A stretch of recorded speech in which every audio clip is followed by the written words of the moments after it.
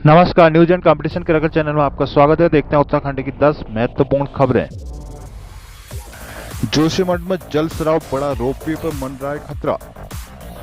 पटवारी भर्ती परीक्षा में धांधली की जांच एसआईटी करेगी।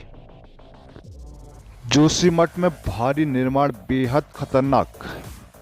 नैनीताल, चालान नहीं किया तो पेश, एसडीएम पर जुर्माना। अब हमारे जवान गोली का जवाब गोली से दे रहे हैं, धामी। हल्द्वानी, अब ऑनलाइन कर सकेंगे फूड लाइसेंस का नवीनीकरण। हल्द्वानी में प्लास्टिक का इस्तेमाल न रोकने पर नगर निगम ने कार्रवाई के लिए चेताया, 20 तक की मोहलत। राजस्व क्षेत्रों में सीमा अंकित करेगी पुलिस। उत्तरायणी कौतिक, लोक संस्कृति में रंगा हल्द्वानी। अंतर्राष्ट्रीय जू की 300 मीटर दीवार तोड़ सरिया ले गए चोर। राज्य के 20 कॉलेजों को केंद्र से मिलेंगे 500 करोड़। जोशीमठ भू आपदा, प्रभावितों को फ्री फैब्रिकेटेड मकान बनाएगी सरकार। कोचिंग संस्थानों को बनेगा सख्त कानून। जोशीमठ, भूमि धसाव से ग्रस्त जोशीमठ में हालात फिर बिगड़ने लगे हैं। जेपी कॉलोनी से हो रहे जलस्राव फिर से बढ़ गया है, जबकि जोशीमठ ओलिवेर रोपवे के प्लेटफॉर्म को भी दरारों ने अपनी जद में ले लिया। उधर जोशीमठ में कैंप कर रहे चमोली जिले के प्रभारी मंत्री डॉक्टर धन सिंह रावत की आपत्ति के बाद इसरो ने जोशीमठ भू धसाव की फोटो अपनी वेबसाइट से हटा ली है। बात दें कि जोशीमठ को लेकर मीडिया में आ रही गलत रिपोर्टों के चलते फैलते भ्रम के मद्देनजर सरकार की ओर से निर्णय लिया गया।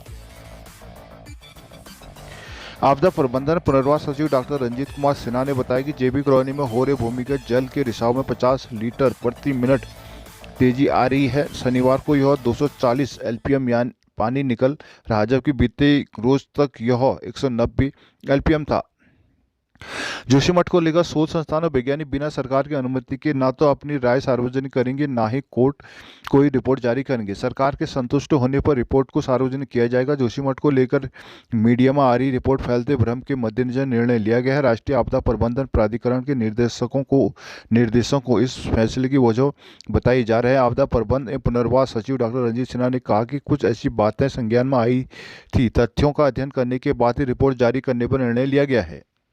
पटवारी भर्ती परीक्षा का प्रश्न पत्र लीक होने के मामले की जांच एसआईटी करेगी। एडीजी कानून व्यवस्था बी मुरुगेशन ने मामले की जांच के लिए एसआईटी गठित कर दी है। एसआईटी की कमान एसपी अपराध रेखा यादव को सौंपी गई है। 8 सदस्यों वाली एसआईटी हाई प्रोफाइल प्रकरण की जांच जल्दी शुरू कर देगी। एसएसपी अजय सिंह ने जांच के लिए कई अहम बिंदुओं पर एसआईटी को फोकस करने के निर्देश दिए हैं। गुरुवार को उत्तराखंड एसटीएफ ने पटवारी भर्ती परीक्षा प्रश्न पत्र के लीक होने का पटाक्षेप करते हुए लोक सेवा आयोग के अनुभाग अधिकारी, उनकी पत्नी समेत 5 आरोपियों को गिरफ्तार किया था। एसटीएफ ने दावा किया कि अनुभाग अधिकारी संजीव चतुर्वेदी की पत्नी ऋतु ने अपने एक परिचित पॉलिटेक्निक शिक्षक राजपाल को प्रश्न पत्र हाथ से लिखकर उपलब्ध कराया था। शिक्षक राजपाल ने अपने रिश्तेदार के दामाद राजकुमार एवं भतीजे संजीव कुमार के साथ मिलकर अन्य सदस्यों के साथ मिलकर 8 से 12 लाख में प्रश्न पत्र तैयार कर 35 अभ्यर्थियों को भेज दिया था। बाकायदा उन्हें लक्ष्य बिहारीगढ़ सहारनपुर के एक रिजॉर्ट में ले जाकर प्रश्न पत्र रटाया गया था। एसटीएफ ने इस संबंध में कनखल थाने में मुकदमा दर्ज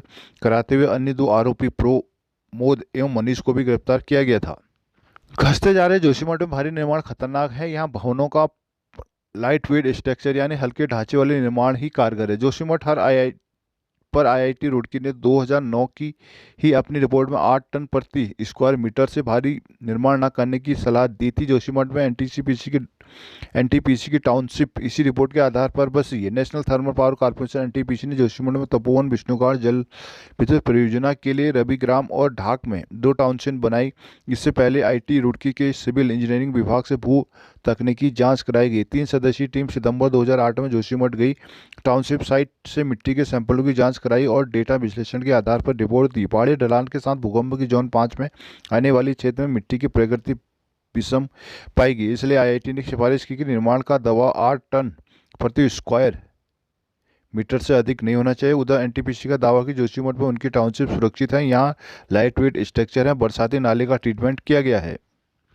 हाईकोर्ट ने पिथौरागढ़ पुलिस के पास जब्त टैक्सी वाहन का चालान कोर्ट में पेश न करने पर तत्कालीन एसडीएम पर 5 लाख रुपए जुर्माना लगाया है। जुर्माने की रकम एसडीएम ने से वसूल वाहन स्वामी को मुआवजे के तौर पर दी जाएगी। कोर्ट ने पिथौरागढ़ के डीएम को 1 महीने के भीतर तत्कालीन एसडीएम का पता कर वाहन स्वामी को रकम दिलाने का आदेश दिया है। मामले की सुनवाई वरिष्ठ न्यायाधीश न्यायमूर्ति संजय कुमार मिश्रा के एकल पीठ में हुई। मामले के अनुसार पिथौरागढ़ निवासी धर्म सिंह ने हाईकोर्ट में याचिका दायर की। इसमें कहा गया कि 14 सितंबर 2015 में डीडी हाट के तत्कालीन एसडीएम ने ओवरलोडिंग में उनकी चौपहिया टैक्सी वाहन यूके 05TA1140 का चालान किया था। याचिकाकर्ता के अधिवक्ता अमित कापड़ी ने अदालत को बताया कि एसडीएम ने वाहन को जब्त कर लिया और आपराधिक कार्रवाई शुरू करने के लिए न्यायिक मजिस्ट्रेट की कोर्ट में चालान पेश नहीं किया। यह वाहन तब से थाना थल पुलिस के कब्जे में है। सुनवाई के दौरान पिथौरागढ़ के डीएम थल के एसओ और एआरटीओ ने कोई जवाब नहीं दिया। कोर्ट ने वाहन को तत्काल रिलीज करने याचिकाकर्ता को 30 दिनों की अवधि के भीतर राज्य सरकार से 5 लाख रुपए का मुआवजा देने के आदेश दिए गए हैं। कोर्ट ने कहा कि वाहन को फिर से चलाने के लिए फिट होने की तारीख तक की अवधि के लिए याचिकाकर्ता से कोई भी वाहन परिवहन टैक्स नहीं वसूला जाएगा। राजकीय मेडिकल कॉलेज हल्द्वानी में पीजी प्रथम छात्र वर्ष की छात्रा के रैंकिंग मामले में एंटी रैंकिंग कमेटी की बैठक हुई। करीब 3 घंटे चली बैठक में कमेटी ने दोनों पक्षों को सुना। इसके बाद पीजी के 4 छात्रों को 25-25 हज़ार रुपये की जुर्माना लगाया गया। जुर्माना राशि 1 हफ्ते में जमा करने के निर्देश दिए गए। मेडिकल कॉलेज से पीजी कर रहे छात्रों ने यूजीसी के एंटी रैंकिंग वेबसाइट में शिकायत की थी। उन्होंने 4 सीनियर पर अतिरिक्त काम का दबाव बनाने और गाली गलौज का जिक्र किया। एक ऑडियो रिकॉर्डिंग भी यूजीसी को भेजी गई। यूजीसी प्रबंधन से कार्रवाई करने को कहा। पीजी कर रहे 9 छात्रों ने यूजीसी की वेबसाइट में किसी भी तरह की शिकायत करने से साफ तौर पर इनकार कर दिया। एक जूनियर छात्र ने सीनियर छात्र को डांटते हुए अभद्रता करते हुए आवाज़ रिकॉर्ड कर यूजीसी को भी भेजी थी। देहरादून गढ़ी कैंटी के जसवंत ग्राउंड में वेटरन वैली में सीएम पुष्कर सिंह धामी ने कहा कि हमारी सेना दुश्मनों को मुंहतोड़ जवाब देने की क्षमता रखते हैं। दुश्मन आग उठाने की हिम्मत नहीं रखता। राष्ट्रीय सर्वोपरि की भावना से ओतप्रोत हमारे सैनिकों ने देश की अखंडता को अक्षुण्ण रखा है। आज गोली का जवाब गोली से दिया जा रहा है। मेरा बचपन सैनिकों के बीच बीता है। एक वक्त था जब विषम हालात में अपनी सेवाएं दे रहे सैनिकों को पर्याप्त साजो सामान भी नहीं मिलता था। आज सेना को ये मिल रहा है। पहले तरह अब दूसरी तरह से हर एक गोली का जवाब देने को पूछना नहीं पड़ता। सेना में अफसर का भी सिपाही से अच्छा और घनिष्ठ संबंध होता है। उन्होंने दिसंबर तक सैनी धाम का निर्माण पूरा करने की बात कही है। उत्तराखंड में सैनिक कल्याण मंत्री के रूप में गणेश जोशी उनके लिए बेहतर कार्य कर रहे हैं। पदक विजेताओं को सम्मान राशि और वीर नारियों की पेंशन वृद्धि भी की गई है। हल्द्वानी होटल रेस्टोरेंट खाद्य उत्पाद यूनिटों को फूड लाइसेंस और रजिस्ट्रेशन नवीनीकरण कराने के लिए सरकार दफ्तरों के चक्कर नहीं लगाने पड़ेंगे। कारोबारी अब अपने प्रतिष्ठान से ही एक क्लिक पर पंजीकरण वैधता बढ़ा सकेंगे। इसके लिए ऑनलाइन फीस जमा करनी होगी और नया नवीनीकरण प्रमाण पत्र हाथों हाथ मिल जाएगा। भारतीय खाद्य संरक्षा एवं मानक प्राधिकरण FSSAI ने बीते दिनों नई व्यवस्था लागू करने के आदेश जारी कर दिए हैं। प्राधिकरण के आदेश के बाद उत्तराखंड में फुल लाइसेंस और रजिस्ट्रेशन नवीनीकरण की नई व्यवस्था को लागू कर दिया गया है। इससे 50,000 से ज़्यादा कारोबारियों को राहत मिलेगी। हालांकि वैधता खत्म होने की तारीख से पहले ही कारोबारी को लाइसेंस और रजिस्ट्रेशन की वैधता बढ़ाने की कार्रवाई पूरी करनी होगी। वैधता खत्म होने के बाद ऑनलाइन जमा कर नवीनीकरण कराने पर जुर्माना भरना होगा। दरअसल अभी तक फूड लाइसेंस और पंजीकरण रिन्यू कराने के लिए स्थानीय खाद्य सुरक्षा एवं औषधि प्रशासन विभाग में आवेदन करना होता था। खाद्य सुरक्षा अधिकारी की ओर से दस्तावेज देखने और अन्य कार्यवाही के बाद नवीनीकरण प्रमाण पत्र जारी किया जाता था। इस प्रक्रिया में काफ़ी समय लगने के बाद व्यापारियों को परेशानी का सामना करना पड़ता था। हल्द्वानी शहर में सिंगल यूज प्लास्टिक के उपयोग को लेकर नगर निगम सख्त हो गया। इसके इस्तेमाल को पूर्णतः प्रतिबंधित करने के लिए निगम ने योजना तैयार की है। इसके मुताबिक शहर के कारोबारियों को इसके बाद मौजूद स्टॉक को निगम में जमा करने के 1 सप्ताह का समय दिया गया है। यानी 20 जनवरी तक सिंगल यूज प्लास्टिक उत्पादक विक्रेताओं और व्यापारी निगम में जमा कराएंगे। तब समय में ऐसा करने पर दुकान प्रतिष्ठान सील करने के भी साथ ही भारी जुर्माना लगाया जाएगा। इसके लिए देश भर में अभियान चलाया गया है। नगर आयुक्त पंकज उपाध्याय ने कहा कि शहर में प्रतिबंध के बाद भी लोग सिंगल यूज प्लास्टिक का प्रयोग धड़ल्ले से कर रहे हैं, जबकि इस पर पूर्णतः प्रतिबंध लगा हुआ है। शुक्रवार को छापेमारी के दौरान निगम की टीम ने राजपुर क्षेत्र से 1.5 कुंटल प्रतिबंधित प्लास्टिक जब्त किया। ऐसे में अब सख्त कार्रवाई को लेकर आदेश जारी किया गया है। इसमें 20 जनवरी के बाद किसी के पास सिंगल यूज प्लास्टिक मिली तो प्रतिष्ठान सील कर दिया जाएगा। अगर किसी व्यापारी को इस संबंध में पक्ष रखना है तो 17-18 जनवरी को शाम 3 से 4 बजे तक निगम सभागार में आ सकते हैं। कुमाऊं में 3 थानों और 8 चौकियों की मंजूरी मिलने के बाद पुलिस ने राजस्व गांवों की सीमाओं को अंकित करने की प्रक्रिया शुरू कर दी। थाना खोलने के लिए भूमि का चयन अंतिम चरण में है। वहीं चौकियों के लिए भवन चिन्हित कर लिए गए हैं। अंकिता हत्याकांड के बाद राजस्व पुलिस पर कई सवाल उठे थे, जिसके बाद सरकार ने प्रदेश के अलावा कुमाऊं में 3 थाने और 8 चौकियां खोलने का निर्णय लिया था। प्रशासन ने भी तत्काल कार्रवाई करते हुए 3 जिलों में थानों से लगे करीब 1500 गांवों को सिविल पुलिस में मिलाने के लिए 3 थाने और 8 चौकियों को खोलने के लिए प्रस्ताव भेजा था। राजस्व गांव में सीमांकन शुरू कर दिया गया है।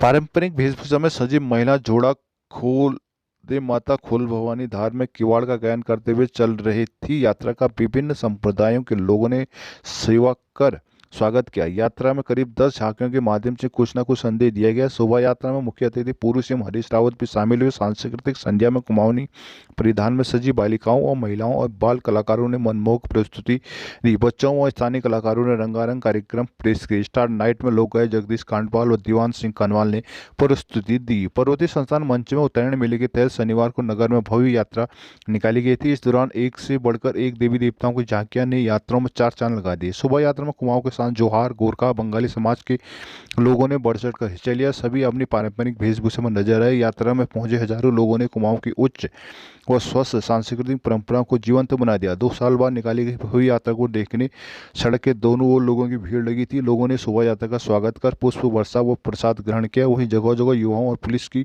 ओर से लोगों का मार्गदर्शन किया जा रहा था। उत्थान मंच हीरानगर से करीब 12 बजे निकाली गई शोभा यात्रा स्वामी विवेकानंद तिराहे, कालाढूंगी, तिकोनिया से वर्कशॉप लाइन से होते वापस हीरानगर उत्थान मंच पहुंची। यात्रा का नेतृत्व कर रहे युवा सबसे आगे गोलजू की धर्म ध्वजा लेकर चल रहे थे। शोभा यात्रा के पीछे मंच अध्यक्ष चंद्रशेखर तिवारी, राष्ट्रीय तिरंगा और फिर झांकियां चल रही थी। गोलापार में अंतर्राष्ट्रीय जू की करोड़ की लागत से बने 300 मीटर दीवार का एक हिस्सा चोरों ने गिरा दिया। चोर दीवार के कालों में लगी सरिया को काटकर निकाल ले गए। चोरी की इस घटना ने वन विभाग कर्मियों की गश्त को भी पोल खोल दी। हालांकि इस मामले में चोरी सरिया का केस दर्ज किया गया। तत्कालीन कांग्रेस सरकार ने 2015 गोलापार में 412 हेक्टेयर पर अंतर्राष्ट्रीय जू निर्माण की घोषणा की। 4 दीवारी में करीब 20 करोड़ रुपए खर्च हो चुका। 4 दीवारी बनने का काम अभी जारी है। उसकी सुरक्षा की जिम्मेदारी भी तराई पूर्वी वन विभाग के गोला रंज के भरोसे है। चोरों ने जू की करीब 300 मीटर दीवार तोड़कर उसमें लगी लोहे की सरिया निकाली। हिला हवाली के हफ्ते भर पहले मामला अफसरों को संज्ञान में आया। राज्य के 20 मॉडल कॉलेज डिग्री कॉलेजों को नई शिक्षा नीति के तहत सुविधा संपन्न बनाने के लिए शासन स्तर पर कवायद शुरू हो चुकी है। शासन के निर्देश पर निर्माण एजेंसी सिडकुल, बिटकुल और मंडी परिषद ने कॉलेजों का सर्वे कर डीपीआर बनाने का काम शुरू कर दिया है। पूर्व सर्वे पूरा होने के बाद करीब 500 करोड़ की डीपीआर तैयार कर शासन को भेजी जाएगी। डीपीआर को मंजूरी मिलने के बाद केंद्रीय शिक्षा मंत्रालय से बजट जारी किया जाएगा। इसके बाद डिग्री कॉलेजों को मॉडल बनाने का काम शुरू कर दिया गया। नई शिक्षा नीति के तहत केंद्रीय शिक्षा मंत्रालय ने उत्तराखंड में 20 मॉडल कॉलेज बनाए जाने को मंजूरी दी है। केंद्र की योजना के तहत एक कॉलेज को मॉडल बनाने के लिए 25 से 30 करोड़ रुपए खर्च किए जाने, जिसके लिए शासन के निर्देश पर बिटकुल और मंडी परिषद ने कॉलेजों का शुरू कर डीपीआर सर्वे कर डीपीआर बनाने के काम शुरू कर दिया है। संयुक्त निदेशक उच्च शिक्षा डॉक्टर एएस उनियाल ने बताया कि कॉलेजों में स्मार्ट क्लास, अत्याधुनिक lab, digital library, meeting room, indoor outdoor खेल मैदान, canteen, guest house, NCC NSS कक्ष, रिक्रिएशन रूम, सुविधाजनक शौचालय आदि विकसित करने हिसाब से डीपीआर तैयार की जाएगी। शासन स्तर से दोनों निर्माण एजेंसियों के अधिकारियों के साथ वर्चुअल बैठक हो चुके हैं। उन्हें 30 जनवरी तक सभी कॉलेजों को डीपीआर जमा करने के निर्देश दिए गए हैं। इसके बाद विभागीय कार्रवाई शुरू कर दी जाएगी। जल्द ही डीपीआर बनने के बाद केंद्र को भेजी जाएगी। जोशीमठ के भूदशा प्रभावित क्षेत्रों के लोग यदि चाहेंगे तो सरकार उनके सुरक्षित स्थानों पर स्थित जमीन में प्री फैब्रिकेटेड मकान बनाकर देगी। आपदा प्रबंधन सचिव डॉक्टर रंजीत सिन्हा ने बताया कि केंद्र सरकार ने इस बाबत निर्देश दिए हैं। जब लोग इन मकानों में रहने लगेंगे तो बाकी लोग भी प्रेरित होंगे। उन्होंने कहा कि स्थानीय प्रशासन को लोगों से आवेदन लेने के लिए कहा गया है। CBRI ने इसके लिए एजेंसी के लिए भी चयन किया है। प्री फैब्रिकेटेड भवन के दरें भी तय की जा चुकी हैं। जोशीमठ में हुए नुकसान के आकलन के बाद लोगों के विस्थापन और मुआवजे की दरों को तय किया जाएगा। स्थानीय स्तर पर प्रशासनिक टीम इस पर काम कर रही है। सचिव ने बताया कि प्रशासन से प्राप्त रिपोर्ट का राज्य स्तर पर अध्ययन करने के बाद केंद्र सरकार को आर्थिक पैकेज के लिए प्रस्ताव भेजा जाएगा।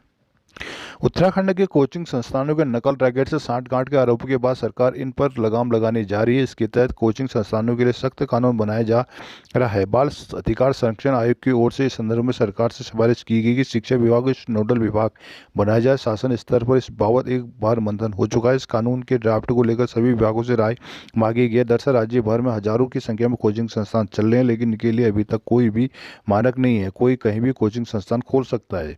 राज्य में संचालित कई संस्थान बच्चों को साल भर कोचिंग करा रहे हैं, जबकि कुछ स्कूलों में बच्चों का एडमिशन दिखाकर हाई स्कूल और इंटर के प्रमाण पत्र भी दिला रहे हैं। ऐसे संस्थानों की शिकायत भी बड़े स्तर पर मिली है।